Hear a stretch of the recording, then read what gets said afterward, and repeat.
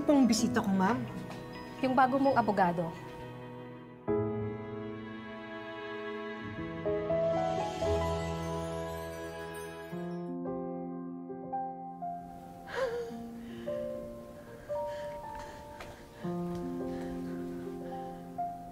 I'm Attorney Lilet Matias, your new lawyer.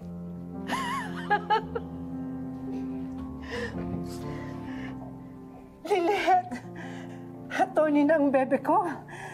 Ang bongga ng datingan mo. Bagay na bagay sa'yo, anak. Kagalang-galang ang tsura mo. Naman, Tinang. Ngayong nakapag-take na po ako ng oath at nakapirma na sa Rule of Attorneys, pwede ko na pong simulan ng proseso ng pagpapalaya sa inyo. Pero, paano mo yung gagawin? Ako na po yung magte-take over ng kaso nyo. Parang napabayaan na po kayo nung dati nyong abogado eh. Ide-defend ko po sa korte na hindi kayo nag-commit ng murder dahil wala kayong intensyong makapatay. Igigiit po natin na self-defense ang nangyari, kaya inosente po kayo at hindi dapat makulong. Sana nga, Lilet, makalabas na ako dito para magkasama na ulit tayo.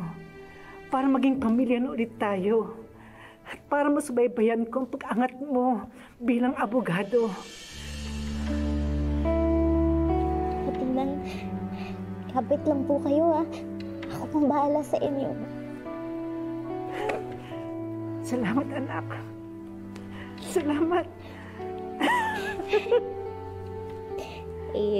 Di ba po pag Matias, hindi umaatras?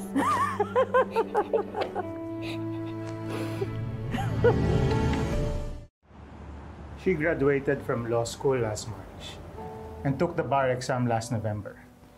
She passed the test with flying colors. Kabilang siya sa top 10 highest scores. Hindi naman nakapagtataka. Talagang magaling siya at matalino.